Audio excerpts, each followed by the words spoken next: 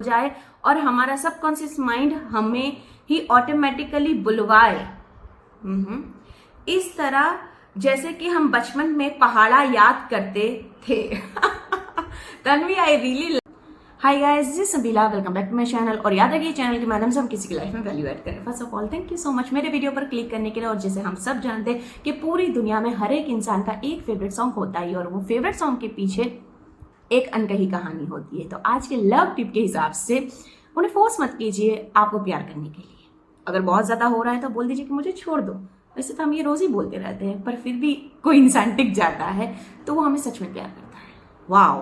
पर सारी बातों को सीरियसली ना लेते हुए, ना अप्लाई करते हुए हम स्टार्ट करते हैं हमारा ये न्यू व्लॉग एक न्यू सक्सेस स्टोरी के साथ। So let's get started. तो आज की सक्सेस स्टोरी का नाम है हमारा लव लाइफ का स्टेशन सिर्फ एक टेक्सटेशन बन के रह गया था। वो really nice one. Textation, new word. Actually viewers, अगर आपको पता है टेक्सटेशन का मीनिंग तो आप कमेंट बॉक्स में ड्रॉप कर सकते हो, नहीं तो लास्ट में बताते हैं। लव मैरिज करने के बाद भी मुझे लव नहीं मिला। सब बोलते हैं कि शादी के बाद लव लाइफ खत्म हो जाती है। वो सच है दीदी। My name is Tanvi. Hi Tanvi. मुझे मेरा प्यार मिलेगा और मैं उसी से शादी करने वाली हूँ। मैं बहुत ऑब्सेस हो गई थी ये सब बातों से। मुझे मेरी शादी का इतना एक्साइटमेंट था कि पूछो मत। वाह! जैसे मेरी जिंदगी में एसपी से शादी करने के अलावा जिंदगी का कोई मकसद नहीं रहा था। अच्छा। शादी करते ही बच्चे का प्रेशर आ गया। ओह, मैंने मेरी रोमांटिक लाइफ अभी पूरी तरह से जी भी नहीं थी और बात को इग्नोर करती थी तो हस्बैंड पे प्रेशर आ जाता और फिर ताने मारते। फिर क्या, प्रेगनेंसी, डिलीवरी और अपब्रिंगिंग का टेंशन। बेबी होने के बाद मदर इन लॉ पूरा दिन मेरे साथ रहती। मेरी सिचुएशन हैंडल ही नहीं हो पा रही थी मुझसे और मेरी तो जैसे कोई वैल्यू ही नहीं थी। बेबी के लिए ही सारे एडवाइस देते, मेरा हाल तो कोई पूछता ही नहीं। हस्बैंड भी रोज जब आते तो बेबी के साथ ही खेलने लगते। सच बोल रही हूँ मैम, प्लीज आपके व्यूअर्स को भी बोल देना कि कोई भी मुझे जज नहीं करेगा। No sweat, no sweat, that's fine. ये स्टोरी एक लड़की लिख रही है जिसके सपने अधूरे रह गए और समय से पहले ही टूट गए। मुझे मेरा रिलेशनशिप एक टेक्सटेशन की तरह लग रहा था। मुझे अगर मेरे हस्बैंड से बात करनी होती तो मुझे उन्हें टेक्स्ट करना पड़ता। हम टेक्स्ट मैसेजेस से बात करते। छोटी से छोटी बात के लिए वो ऑफिस में फोन उठा नहीं सकते थे, इसलिए मुझे मैसेज करना पड़ता। पर घर में भी मेरा यही हाल था कि मुझे उन्हें टेक्स्ट करके ही सारी चीजें बतानी होती थी। वो मुझे कभी भी टाइम नहीं दे पाते थे। पहले पेरेंट्स और फिर बेबी के लिए कुछ टाइम और मेरे लिए तो कुछ बचता ही नहीं। बस फिर मैं मम्मी के घर चली गई। मम्मी इसी बात से वही टिपिकल बातें करने लगी कि नजर लग गई होगी, सेटल होने में टाइम लगता है, वगैरह वगैरह। थोड़ा मम्मी के घर पर रिलैक्स हुआ माइंड तो सोच पाई कि मुझे मेरा प्यार वापस चाहिए। ओके, हाँ, जब हम रिलैक्स होते हैं तो बहुत अच्छे अच्छे ख्याल आते हैं हमें। वीडियो सर्च किया, how to get love back, how to get my husband back. ओहो, और फिर ये सारे एसपी मैनिफेस्टेशन के वीडियो भी सामने आने लगे। ओके। मैं और कोई भी टेक्निक नहीं कर सकती थी, बस आप समझ जाओ मैम, इसलिए। ओ, मैं क्या, ये सिचुएशन की सारी लड़कियां समझ गई कि क्यों नहीं कर पा रहे हम। ओके, रोबोटिक अफर्मेशन मुझे अच्छा लगा और इजी भी लगा।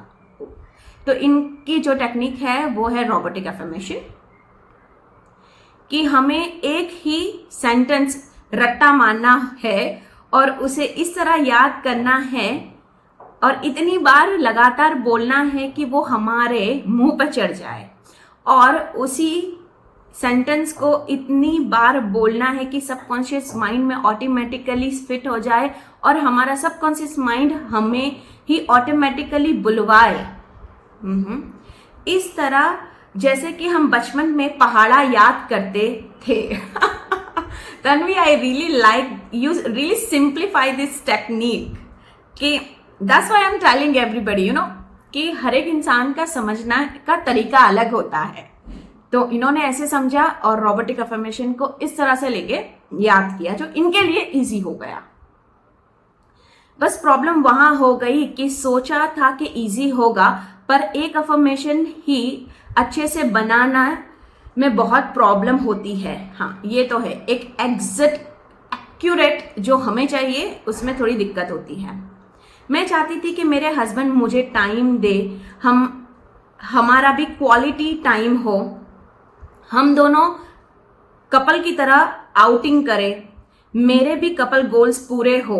ओके, ये सब एक सेंटेंस में मैं फिट कैसे करूं? सही है, यू नो, ये कंफ्यूजन तो मेरे साथ भी हुई है कि इतना हमारे दिमाग में चल रहा होता है कि हमें समझ में नहीं आता है कि हम इसे बनाएं कैसे। एक दिन मैं पीछे ही पड़ गई कि आज बना ही देना है, क्योंकि कल से याद करना शुरू करना है। बन तो गया, धीरे धीरे याद भी हो गया, और बाप रे, वो पानी की प्यास लगती कि मैं दिन में कितने लीटर पानी पी जाती थी। हाँ, आप रोबोटिक अफर्मेशन या फिर कोई सब्लिमिनल सुनते हो और लगातार उसे अपने डेली रूटीन में लेते हो तो आपको पानी की प्यास बहुत लगती है। मैंने कभी भी कोई डेडलाइन नहीं रखी थी, ना दिन की ना महीनों की, बस मैं करती चली गई। एक ही चीज मुझे करना था कि मुझे मेरा प्यार वापस चाहिए एनी हाउ। कुछ महीने बीत गए, कुछ भी रिजल्ट नहीं दिखा, फिर भी मैं करती रही। That's really good. एक दिन हस्बैंड ने बोला एक वीडियो देखते देखते कि तन्वी, तू भी ऐसा ही कुछ चीजें करना चाहती थी कि शादी बाद ऐसे करेंगे वैसे करेंगे। उस दिन मैं कुछ नहीं बोली थी मैम। थोड़ी देर के बाद उन्होंने जब मेरी आंखें देखी जो बहुत ही लाल थी, यू क्राइड। बस उसी दिन से मेरे हस्बैंड ने मुझे समझना शुरू किया। फिर धीरे धीरे उन्होंने स्टैंड लेना भी शुरू किया। मैंने जो जो चाहा था वो 19% मेरी फेवर में दिखने लगा था। हस्बैंड फिर मुझे दुबई ट्रिप के लिए ले गए। Oh wow! हम अब 2 वीक में एक बार आउटिंग के लिए भी जाते हैं। That's really great news. अब मैंने मेरी रोबोटिक अफर्मेशन थोड़ी अपग्रेड कर ली है फ्यू चेंजेस के साथ। अच्छा, ये भी एक अच्छा है कि अफर्मेशन हमारे डिजायर जैसे यू नो खत्म होती जाती है, उसको निकाल के नई वाली ऐड करो तो अच्छा रहता है।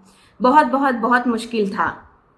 एक बार डिवोर्स का भी थॉट आया था, पर मैं मेरे हस्बैंड से बहुत प्यार करती हूँ। मैंने कुछ ज्यादा नहीं मांगा है, बस उतना जो मेरे हक का था। मैंने कभी भी अपनी बाउंड्रीज क्रॉस नहीं की। यूनिवर्स से जो भी मांगा हक से मांगा। God bless you ma'am Tanvi. Wow guys, Tanvi की ये सुपर से ऊपर वाला बिलीफ जिसे मेरा तो कॉन्फिडेंट बहुत ही बूस्ट कर दिया, एंड आई नो कि आप लोगों को भी बहुत मोटिवेट किया होगा। सो मैं आप लोगों से ज़्यादा तो कुछ मांग नहीं रही हूँ, सिर्फ एक हार्ट मेरे कमेंट बॉक्स में ड्रॉप कर दीजिए, बिकॉज वो मुझे बहुत पॉजिटिविटी देता है और मुझे बहुत मोटिवेट करता है आप लोगों तक ये वाली स्टोरीज पहुँचाने तक। Till then, thank you so much for watching. See in the next video. Bye bye lovelies.